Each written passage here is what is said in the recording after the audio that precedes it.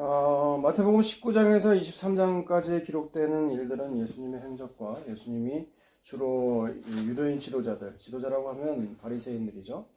네, 바리새인들이라고 하면 큰 평신도 운동을 얘기하고요. 서기관은 이제 성경을 필사하는 사람들인데 주로 바리새인들 출신에서 서기관들이 이루어졌어요. 그러니까 바리새인 서기관이라고 하면 그냥 같은 종류의 인간이라고 보시면 됩니다. 근데 오늘 13절부터 뭐라고 나와있죠? 공통되는 말들이 있죠. 그게 뭡니까? 화 있을진저 외식하는 서기관들아 라고 나와 있어요. 네. 외식이라는 게 뭐죠? 밖에서 우리가 밥을 먹는 게 외식인가요? 외식이라는 것은 겉과 속이 다른 것들이죠. 근데 여러분 단순히 겉과 속이 다르다고 마시면 안 돼요. 전에 말씀드린 적 있을 거예요. 한 가장이 정말 밖에 나가기 일하기 싫은 날이 있잖아요. 그런데도 불구하고 밖에 나가서 일하는 것을 우리가 외식한다고 얘기하지 않죠. 그죠? 그것은 성실하다고 우리가 얘기를 하는 거예요. 그런데 지금 단순히 그가 겉과 속이 다르다는 얘기를 하면 안 된다는 얘기예요. 이 서기관들의 겉과 속이 다른 마음은 뭐예요? 다른 사람에게 보이기 위해서 이렇게 한다는 얘기예요, 지금. 그죠? 그 13절부터 이 화 있을진저 외식하는 서기관들아 라고 나와 있죠. 13절부터 볼까요? 너희는 천국문을 사람들 앞에서 닫고 너희도 들어가지 못하게 하고 들어가려고 한 자도 들어가지 못하게 한다. 15절, 14절에 보면 없음이 나와 있죠? 네. 없음이 나와 있으면 그냥 없는 채로 넘어가는 게 좋은 거예요. 없으면 이유가 있겠죠. 물론 이제 우리가 추정을 해서 14절이 뭔가를 추정해 볼 수는 있습니다. 보면 14절 1절에 1각주에 보면 어떤 사본에 마가복음 12장 40절과 누가복음 20장 47절과 7절에 보면 유사한 구절이 있다고 그래요. 그게 뭐냐면 여러분 잘 아는 거예요. 그 서기관들을 남에게 보기 위해서 길게 기도하는 서기관들에 대해서 화가 있을진저라고 얘기를 하고요. 과부의 가산을 삼킨다는 거예요. 이게 뭔 말이에요? 서기관이라고 하면 오늘날 하면 나 이런 말 하기 정말 싫은데 존경하는 목사님이 설마 우리 돈 가지고 뭐 하시겠어? 라고 맡긴 거예요. 과부들이 좀 맡아주세요. 근데 어떻게 해요? 그 과부의 가산을 삼켜 먹은 거예요. 그 화가 있는 거죠. 이런 모습들에 대해서 얘기를 하고 있고 15절에 보면 화 있을진저 외식하는 서기관들아 교회 난 사람을 얻으려고 바다와 육지를 다니다가 생기면 너희보다 배나 더 지옥 자식이 되게 하는도다. 화 있을진저 눈먼 인도자여 너희가 말하되 누구든지 성전으로 맹세하면 아무 일 없거니와 성전을 금으로 맹세하면 지킬지라 하는도다. 여러분 이 모습 보면 웃음 나오지 않습니까? 성경을 안다고 하는 사람이 성전으로 맹세하면 아무 일이 없지만 성전의 금으로 맹세하면 반드시 지켜야 된다는 거예요. 이게 그래서 화가 있다는 거죠. 이게 바로 바리새인 서기관들이라는 겁니다. 지금 그러면서 얘기를 하는 것이 이제 16절에서 나온 말씀들이 22절까지 연결이 되고요. 23절부터 이제 그 얘기를 하는 거예요. 23절도 역시 돈에 관한 얘기죠. 그죠? 23절 원본 말씀을 보면 뭐라고 나옵니까? 화 있을진저 외식하는 서기관들과 바리새인들이여 너희가 박하와 회양과 근처의 11조는 들이되 율법에 더 중한 바 정의와 긍휼과 믿음은 버렸도다. 그러나 이것도 행하고 저것도 버리지 말아야 할지니라 라고 나와 있어요. 여러분 보면은 뭐라고 나와 있어요? 박하와 회양과 근처의 11조를 드렸다는 것이 누굽니까? 지금 이 바리새인 서기관들이에요. 여러분 그러면 잘한 거예요? 못한 거예요? 여러분 박하와 회양과 근처가 뭔 줄 아세요? 저도 잘 몰라요. 근데 이게 그냥 텃밭에서 나는 보잘것없는 그냥 풀이래요. 풀. 오늘날은 뭐 좁쌀 또 뭐지? 그 박하향이 나는 추어탕에 들어가는 그 뭐가 있지? 그게 뭐라고 그러죠? 네? 부추 말고요. 부추. 네? 계피가 있어요. 아무튼 그게 있는데 그거를 얘기를 하고 있는데 그런 것조차도 10분의 1을 거두어 가지고 계산까지 하는 것이 누구였다고요? 바리새인과 서기관이었다는 거예요. 그러면 이들을 예수님이 칭찬을 해주셔야 되는데 예수님이 도리어 저주를 하신다고요. 왜 그럴까요? 바로 나와 있잖아요. 율법에 더 중한 바 정의와 긍휼과 믿음은 버렸다는 거예요. 여러분 정의라는 표현이 좀 그렇긴 한데 이게 성경에 보면은 이 공의가 더 맞는 표현이거든. 맞는 표현이거든요. 공의가. 정의와 공의 뭐 여기서 또 철학적인 강론을 얘기하면 여러분 중으실 게 뻔하고 여러분 그 아모스의 선지자의 그 말씀 뭐 공의를 하수와 같이 흐른다는 것이 그런 구절이 있잖아요. 그죠? 공의하고 정의는 좀 달라요. 왜냐면 이 정의를 어느 누가 아이씨 이런 얘기하면 정치적인 얘기니까 안 하려고 하는데 정의는 아무튼 정의보다는 공의라는 표현이 맞습니다. 제가 이번에 장애인 교육 그거 받을 때요 예전에 봤던 그림이거든요. 그 평등하고 형평에 대해서 그 그림이 나와 있더라고요. 예, 여러분 평등과 형평의 차이를 아십니까? 알아요? 말해보세요. 평등은 뭐죠? 어떤 의자를 딱 놓고 본다면, 예, 놓고를 본다면 평등은요 똑같은 의자로 키 큰 사람이든 키 작은 사람이든 똑같이 놓는 게 평등이에요. 똑같은 의자. 예? 그래서 키 큰 사람은 더 많은 시야를 확보하게 되고요. 키 작은 사람은 조금만 낫지만 그 키 큰 사람에 비하면 아무것도 아니고요. 근데 형평은 뭐냐? 키 큰 사람은 굳이 의자가 필요 없잖아요. 그럼 그 사람한테는 의자 안 줘요. 근데 키가 모자라가지고 안 보이는 사람은 더 높은 의자를 갖다 준다고요. 그 사람 키에 맞게. 여러분 이게 형평이에요. 이게 형평. 예, 하나님은 어떤 분이시냐? 이 형평, 이 공평, 이 공의 누구에게나 다 정의는 있어요. 다. 그런데 하나님의 그 공의는 그 누구에게나 다 그 사정에 맞게 하나님께서 움직이시고 판단하신다는 거예요. 아멘. 여러분 그게 할렐루야 되신 우리 하나님 아니십니까? 아멘. 이 공평과 이 공의로우신 하나님의 그 율법에 새겨진 바가 있는데 율법에도 보면 그 각종 그 제도가 있습니다. 제도가 뭐냐면 다 그 하나님의 그 공의로우심을 나타내는 제도가 있거든요. 여러분 잘 아시는 그 고엘의 제도도 있잖아요. 고엘. 룻기서에 나오는 그걸 자기가 부채를 이루지 못하면 또 다음 가까운 친척에게 물려주는 그런 제도들. 그리고 뭐 희년이라는 제도도 있고요. 그 노예로 살았던 사람도 자유인이 되는 그런 제도도 있고 하나님의 그 공의로운 연습들이 보여주는 것이 있거든요. 그리고 그 안에 숨겨져 있는 mercy, 긍휼하심, 그리고 믿음이라고 표현되어 있지만 하나님의 그 헌신된 충성된 하나님의 약속에 대한 완전한 하나님의 그 마음들 그것이 녹여져 있는 것이 율법이에요 사실. 그래서 율법은 선한 겁니다. 율법은 여러분 좋은 거예요. 근데 그 율법을 통해서 하나님 뭐를 하라는 거예요? 우리로 하여금 너희는 근데 율법을 도저히 지킬 수가 없는 존재다. 그 율법을 통하여서 너희는 죄를 깨닫고 이제 내 아들 예수 그리스도께로 와라. 그게 하나님 율법을 주신 이유거든요. 그런데 이 율법의 최고의 지도자라고 하는 이 바리새인과 서기관들은 그 율법을 어떻게 해요? 자기가 유리할 대로 써먹었다는 얘기예요. 그게 24절이에요. 24절. 맹인된 인도자여 하루살이는 걸러내고 낙타는 삼키는도다. 여러분 하루살이는 우리 집에 최근에 그 쌀벌레예요 그거? 쌀벌레 날아다니는 거 있잖아요. 왜? 그게 최근에 너무 많아졌어요. 여러분 네. 집에 갑자기 쌀벌레가 날아다니더라고요. 그러니까 그 중동에 가면 이런 초하루살이 벌레들이 많아요. 우리 집 쌀벌레 얘기하려고 하는 게 아니고 지금 아무튼 그 벌레들이 많다고요. 근데 그 벌레들이 어디로 들어가느냐? 포도즙을 쌓아놓은 그 포도즙 틀로 안으로 들어가니까 어떻게 돼요? 때려잡아야죠. 걸러대야 되죠. 그죠?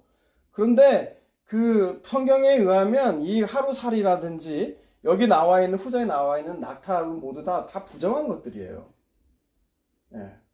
짐승들은 그 굽이 갈라져 있어야 되거든요. 굽이 갈라져 있어야 되는데 낙타는 굽이 없습니다. 그래서 낙타도 부정한 짐승이에요. 그럼 둘 다 걸러야 되거든요. 근데 어떻게 해요? 하루살이는 쓸 데가 없는 거예요. 근데 다 치워버리고 다 걸러내요. 부정한 짐승이라고 했으니까. 그죠? 그런데 똑같은 부정한 짐승은 낙타는 어떻게 돼요? 삼켜요. 삼킨다는 게 자기가 꿀꺽 자기 걸로 한다는 뜻이에요. 여러분 이게 무슨 뜻이겠어요? 자기에게 좋은 건 자기에게 취할 대로 좋은 건 자기에게만 유리할 대로 살아가는 그 인간의 자기중심적인 모습을 얘기하고 있는 것이 바로 24절이죠. 여러분 이 말씀을 읽을 때 여러분하고 나하고는 상관없는 말씀이야. 바리새인 서기관 같은 저들 나 예수 믿는 나는 안 그래라고 생각하지만 여러분 바로 우리가 이런 모습 아니에요. 자기한테 유리한 건 유리하게 막 이용해 먹고 자기한테 불리한 거는 싹 닫아버리고. 저는 이런 모습이 없는 줄 알았어요. 저는 그나마 좀 나을 거라 생각을 했거든요. 근데 이번 주에 제가 두 명의 인물을 지금 봤어요. 한 명의 인물은 독실한 사업가세요. 와, 건물 보니까 이분 우리 교인 됐으면 좋겠다. 이런 마음 솔직히 들었을까요? 안 들었을까요? 왜 들었을 거라고 생각해요? 그런 생각이 들었을지도 몰라요. 왜냐? 와, 저분이 있으면 우리 뭐 걱정할 게 없겠는데? 근데 다른 한 사람은요, 보잘것이 없어요. 다른 한 사람은 발달 장애가 있는 분이에요. 그래서 지금 우리 교회는 안 다니는데, 우리 교회 교회는 아닌데 다른 교회인데, 그거 가면 뭐 물건만 없어지면 이 자매 탓을 하는 거예요. 그리고 그 안에서 그 한 부서 안에서도 왕따를 시키더라고요. 부장 선생님이 그리고 그 이하 선생님들이 아예 얘를 무시하는 거예요. 근데 여러분 솔직히 목회자가 둘 중에 어떤 교인을 원하느냐? 그건 이제 다 케바퀴긴 하지만 저는 좀 낫기 때문에 그 장애인 그 교인 차라리 낫다라고 말하고 싶지만 여러분 솔직히 잘 못하겠어요. 여러분 솔직히 어떤 사람이 여러분 좋으세요? 여러분이 만약 목회자라면 여기 와가지고 목사님 하고 싶은 일 마음껏 하세요. 전 뒤에서 다 지원할게요. 네, 목사님 말씀 다 맞습니다. 여러분 이런 교인이 좋을까요? 말끝마다 와가지고 트집 잡고 그 말씀 맞아요? 네? 진짜예요? 라고 하고 막 하는 사람이 좋을까요? 여러분 이것이 뭐한 모습이에요? 하루 살리는 걸러내고 낙타는 삼키는 모습이 우리 안에도 있다 이 말이에요. 그런데 오늘 하려고 하는 주제는 사실 이 모습보다는 전자에 있습니다. 그게 뭐예요? 11조예요. 11조. 네. 제가 예전에 청년 때 본 책 중에 강렬한 제목이 11조는 없다라는 거예요. 그래서 오늘 설교 제목 11조는 없다 라고 놨어요. 근데 없다 하고 퀘스천 마크예요. 정말 11조를 안 해도 되는가? 여러분 솔깃하죠? 그런데 여기 후반에 보면 이런 말씀이 있어요. 정의와 긍휼의 믿음은 버렸도다. 그러나가 중요해요. 그러나 이것도 행하고 저것도 버리지 말아야 할지니라 라고 나왔을 때 여러분 여기에 이것은 뭡니까? 11조예요?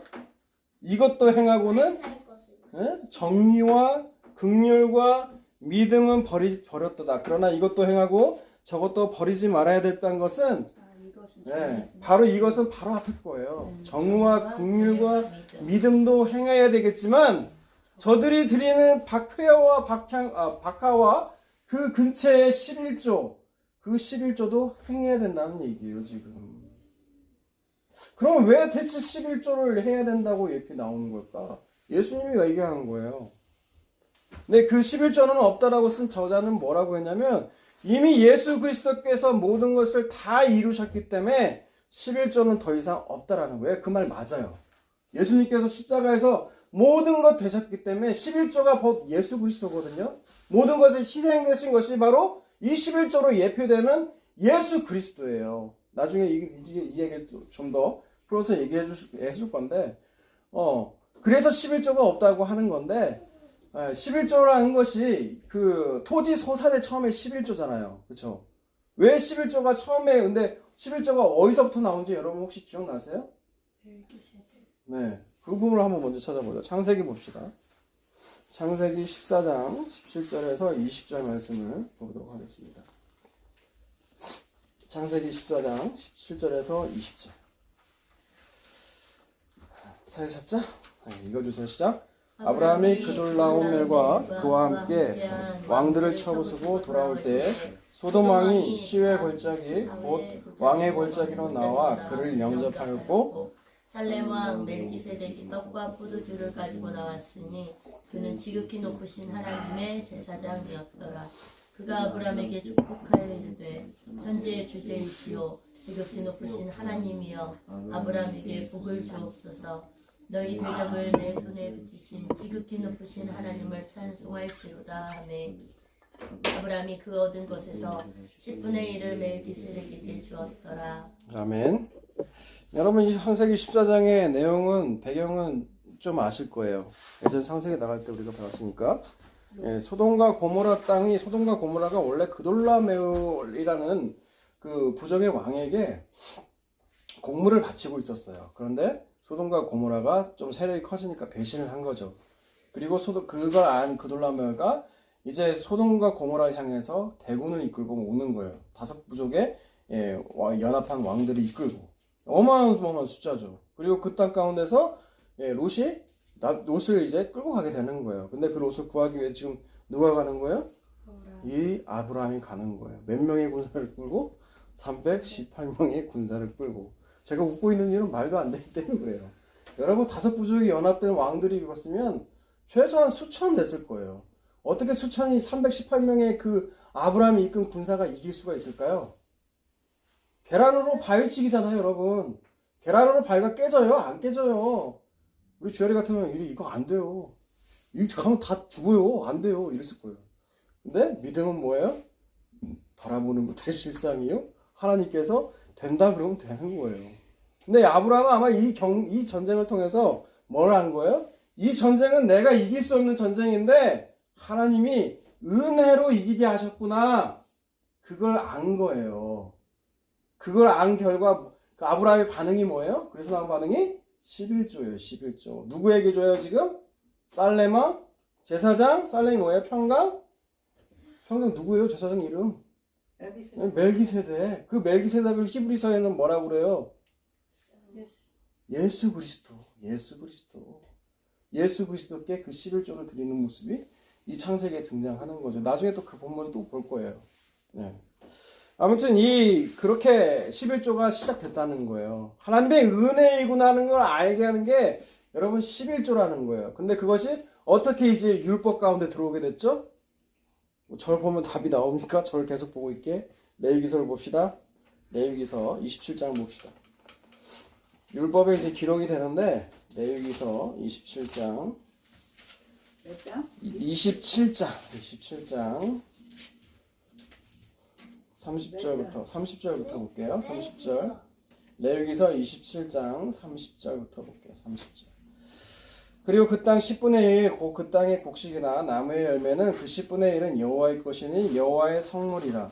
또 만일 어떤 사람이 그의 11조를 물으려면 그것에 5분의 1을 더할 것이요. 모든 소나 양의 11조는 목자의 지팡이 아래로 통과하는 것에 10번째의 것마다 여호와의 성물이 되리라. 그 우열을 가리거나 바꾸거나 하지 말라. 바꾸면 둘 다 거룩하리니 무르지 못하리라. 아멘. 11조를 이제 레위기에 와서야 이제 기록을 하게 되는데 여러분 레위기서에 기록한 것은 언제예요? 그렇게 물어보면 여러분 좀 대답하기 어렵겠구나. 여러분 11조를 하라는 말이 그동안 있었어요? 없었어요? 사실 맨 처음에 11조를 아브라함이 처음 드린 건 뭐라고 했습니까? 하나님 은혜로 된 것으로 아는 것을 알고 드려진 게 11조라고 했죠. 그죠? 근데 그 11조가 드디어 레위기서에 이제 율법으로 기록이 된 거예요. 11조를 하라고. 근데 이게 언제 하라는 거예요? 광야에서 하라고 한 거예요? 가나안 땅 가서 하라는 거예요?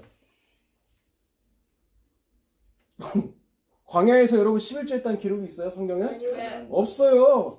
광야에서는 농사를 지을 수가 없잖아요. 하늘에서 만나 먹여주시고 입혀주셔야만 살아가는 것이 광야잖아요. 근데 이제 가나안에 들어가게 되면 그 땅에 소산의 11조를 하나님 내라고 하시는 거예요. 왜요? 왜 그럴까요?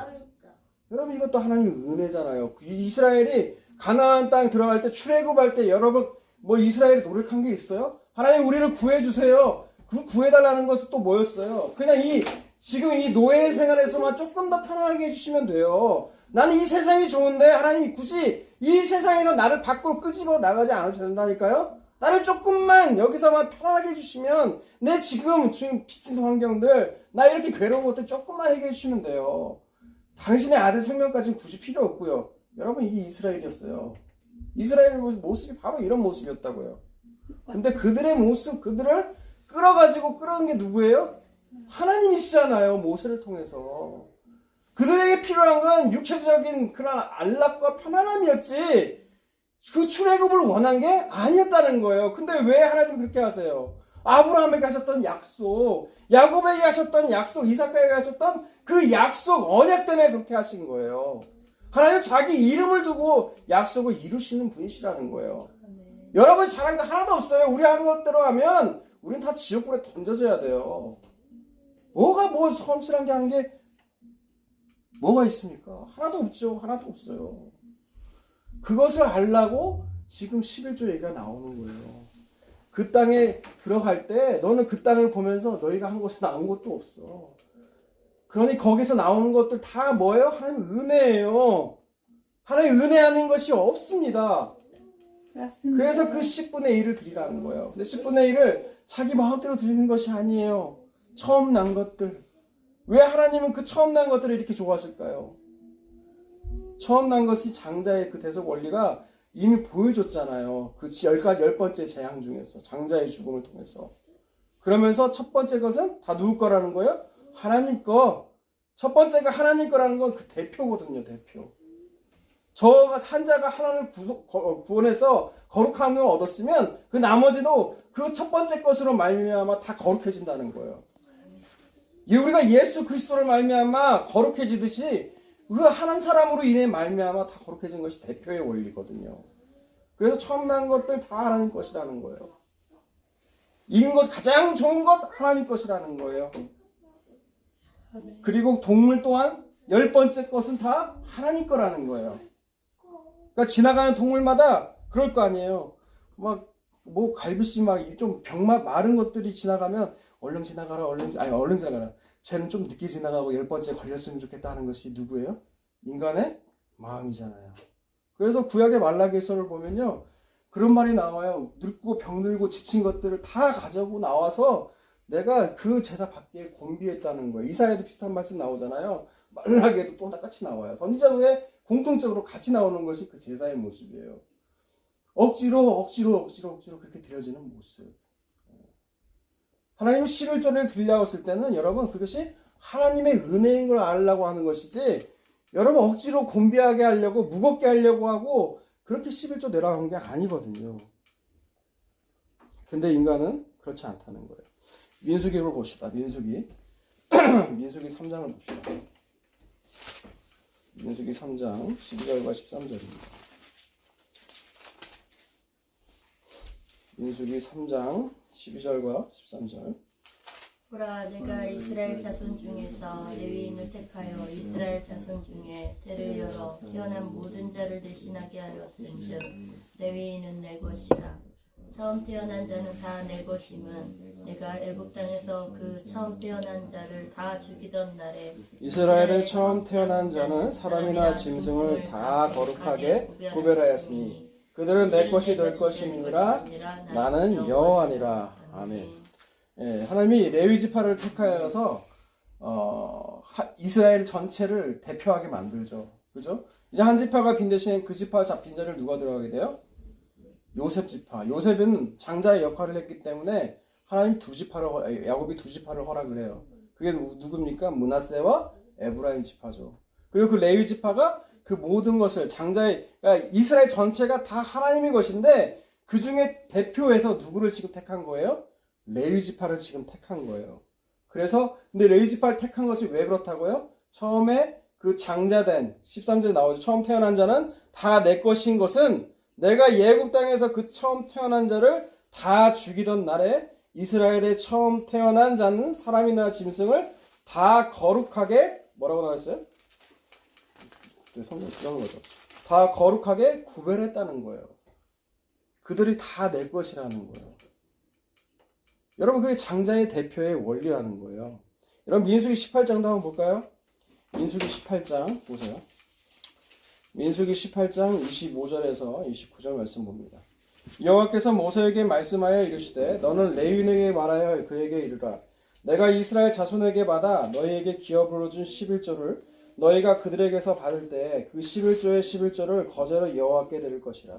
내가 너희의 거제물을 타작마당에서 드리는 곡물과 포도즙 틀에서 드리는 집같이 여기리니 너희는 이스라엘 자손에게서 받는 모든 것의 11조 중에서 여호와께서 거제로 드리고 여호와께 드린 그 거제물은 제사장 아론에게로 돌리되 너희가 받은 모든 헌물 중에서 너희는 그 아름다운 것 곧 거룩하게 한 부분을 가져다가 여호와께 거제로 드릴지니라. 아멘. 네. 이스라엘의 모든 장자가 여호와께 드려지는 대신에 레위 지파가 그 역할을 대신한다는 거예요. 그러므로 나머지 12지파는 뭐를 해야 돼요? 11조를 레위인에게 주는 거예요. 그러면 레위인들은 다 제사장이 아니거든요. 아론 계열만 제사장이에요.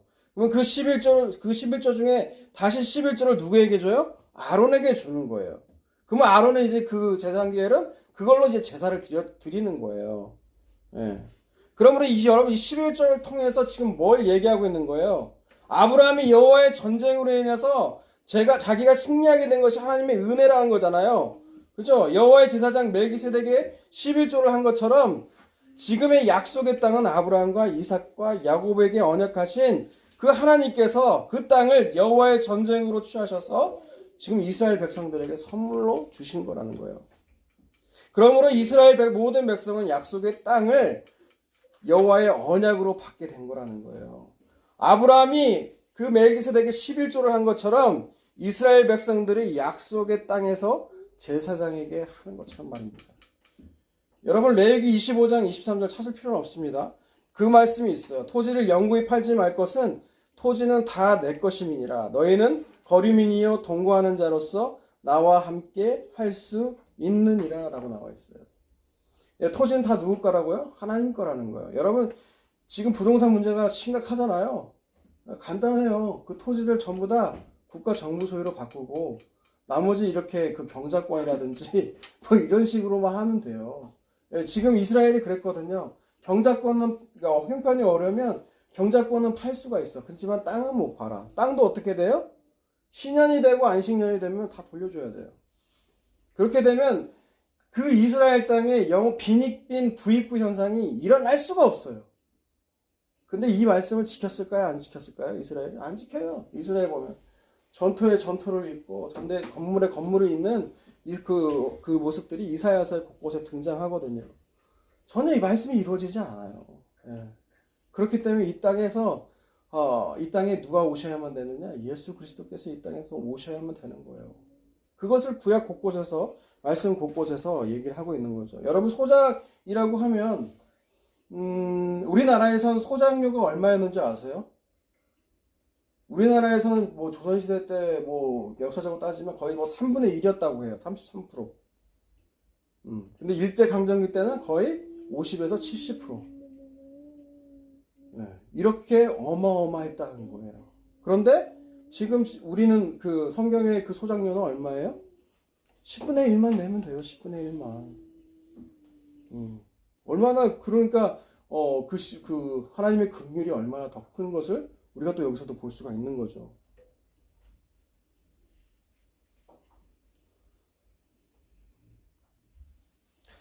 그러면 그 11조를 또 어떤 용도로 쓰냐? 신명기서 말씀을 볼 거예요. 신명기 14장 28절과 29절을 한번 읽어주세요. 민수기 다음에 신명기가 있죠. 14장 28절과 29절을 읽어주세요. 내 삼년 끝에 그의 소산의 10분의 1을 다 내어 내 성읍에 저축하여 너희 중에 분깃이나 기업이 없는 레위인과 내 성 중에 거류하는 객과 및 고아와 과부들이 와서 먹고 배부르게 하라. 그리하면 내 하나님 여호와께서 내 손으로 하는 범사에 내게 복을 주시리라. 네. 아까도 말씀드렸다시피 그 소작료라는 10분의 1도 하나님의 정말 긍휼을 보여주지만 그 10분의 1이 또 쓰여지는 곳이 뭘 위해 쓰여져요? 3년마다요. 매해마다도 아니에요. 10분의 1은 별거 아니잖아요. 그죠? 많은 금액 아닙니다. 10분의 1이라고 하면. 그 10분의 1을 또 3년마다 다시 모읍니다. 목적이 뭐예요? 레위인들, 고아, 과부, 나그네들을 먹여 살리는 구제의 목적으로 또한 쓰인다는 거예요, 여러분. 그런 일들에 또한 여러 번 쓰이고 있다는 거예요. 제사장에만 가는 것이 아니라 기업이 없는 레위인과 객과 고아, 과부들에게 하려고 먹게 한 거예요. 여러분 이걸 보여주는 이게 이를 통해서 11조가 뭐가 보여주는 거예요? 하나님의 은혜와 긍휼을 알게 하는 장치가 바로 11조가 된다는 거예요. 11조가. 그런데 이스라엘 백성들은 어때요? 겉으로만 그런 지키는 신용을 하지만 그 속에 담긴 그 정의와 긍휼과 믿음은 버렸다는 거예요. 왜 미가서 6장 6절과 8절을 봅시다. 미가서 6장 6절에서 8절. 내가 무엇을 가지고 여호와 앞에 나아가며 높으신 하나님께 경배할까? 내가 번제물로 1년 된 송아지를 가지고 그 앞에 나아갈까? 여호와께서 천천의 순양이나 만만의 강물 같은 기름을 기뻐하실까? 내 허물을 위하여 내 맏아들 내 영혼의 죄로 말미암아 내 몸에 열매를 드릴까? 사람아, 주께서 선한 것이 무엇임을 내게 보이셨나니 여호와께서 내게 구하시는 것은 오직 정의를 행하며 인자를 사랑하며 겸손하게 내 하나님과 함께 행하는 것이 아니냐. 아멘. 아멘. 예, 이 번제물로 1년 된 송아지를 갖고 나갈까? 비싼 거예요. 1년 된 송아지가. 천천의 순양이나 그렇게 많은 순양이나 그 만만의 강물 같은 기름을 기뻐하실까? 하나님 이런 걸 기뻐하실까요? 아니라는 거예요. 그래서 8절 하나님 기뻐하는 게 뭐예요? 뭐예요 8절? 정의를 행하며 네, 정의를 행하며 인자를 사랑하고 겸손하게 하나님과 동행하는 것이 아니냐. 네, 저는 저희 자녀들 이름 여기서 다 따왔어요. 하나님 기뻐하시는 것이 무엇이냐? 주열이의 삶이에요. 정의를 행하고 인자를 사랑하고 겸손히 내 하나님과 행하는 것. 네. 여러분 여기 구약에서도 정말 신앙이 무엇인지 믿음의 핵심이 무엇인지를 분명하게 드러나는 곳이 나와 있잖아요. 하나님 기뻐하는 건 그런 거라는 거예요. 하나님 기뻐하시는 거는 여러분 착하게 율법의 조문들을 잘 지켜서 행하는 것이 아니라 그 속에 담겨져 있는 하나님의 정말 그 진의를 알고 행한다는 거예요. 11조도 역시 그 방법 중에 하나라는 거예요. 이제 말씀의 결론을 맺겠습니다. 히브리서 7장을 봅시다. 히브리서 7장. 히브리서 7장을 봅시다. 7장. 6장부터 볼까요? 6장 13절부터 보죠. 하나님이 아브라함에게 약속하실 때에 가리켜 맹세할 자가 자기보다 더 큰 이가 없으므로 자기를 가리켜 맹세하여 이르시되 내가 반드시 너에게 복주고 복주며 너를 번성하게 하고 번성하게 하리라 하셨더니 그가 이같이 오래 참아 약속을 받았느니라. 사람들은 자기보다 더 큰 자를 가리켜 맹세하나니 맹세는 그들이 다투는 모든 일의 최후 확정이니라. 하나님은 약속을 기업으로 받는 자들에게 그 뜻이 변하지 아니함을 충분히 나타내시려고 그 일로 맹세로 보증하셨나니 이는 하나님이 거짓말을 하실 수 없는 이 두 가지 변하지 못할 사실로 말미암아 앞에 있는 소망을 얻으려고 피난처를 찾은 우리에게 큰 안위를 받게 하려 하심이라. 우리가 이 소망을 가지고 있는 것은 영혼의 닷 같아서 튼튼하고 견고하여 휘장 안으로 들어가나니 그리로 앞서가신 예수께서 멜기세덱의 반차를 따라 영원히 대제사장이 되어 우리를 위하여 들어가셨느니라. 아멘. 하나님 맹세하셨다는 거예요. 그 장면을 지금 뭐라고 얘기를 하는 거예요? 멜기세덱. 멜기세덱과 아브라함의 모습 속에서 하나님 맹세하신 장면을 얘기하고 있는 거예요. 여러분 그게 7장에 나와 있는 거예요. 7장. 이 멜기세덱은 살렘 왕이요 지극히 높으신 하나님의 제사장이라. 여러 왕을 쳐서 죽이고 돌아오는 아브라함을 만나 복을 빈 자라. 아브라함이 모든 것의 10분의 1을 그에게 나누어 주니라.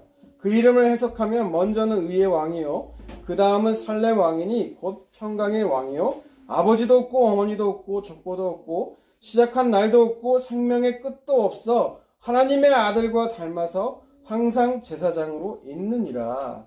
창세기의 그 14장의 모습을 뭐라고 한 거예요 지금? 그 멜기세덱이 바로 예수 그리스도 영원하신 대제사장, 그에게 10분의 1을 냈다는 거예요. 그러면서 보는 거죠. 4절 이 사람이 얼마나 높은가를 생각해 보라. 아까 맹세는 뭐라고 했어요? 자기보다 더 높은 자에게 맹세를 한다는 거잖아요. 그죠? 그래서 이 사람이 얼마나 높은가 생각해 보라. 조상 아브라함도 노략물 중 10분의 1을 그에게 주었느니라. 레위의 아들들 가운데 제사장의 직분을 받은 자들은 율법을 따라 아브라함의 허리에서 난 자라도 자기 형제인 백성에게서 10분의 1을 취하는 명령을 받았으나 레위 족보에 들지 아니한 멜기세덱은 아브라함에게서 10분의 1을 취하고 약속을 받은 그를 위하여 복을 빌었나니 논란의 여지가 없이 낮은 자가 높은 자에게서 축복을 받느니라. 네, 지금 이게 지금 무슨 말이죠?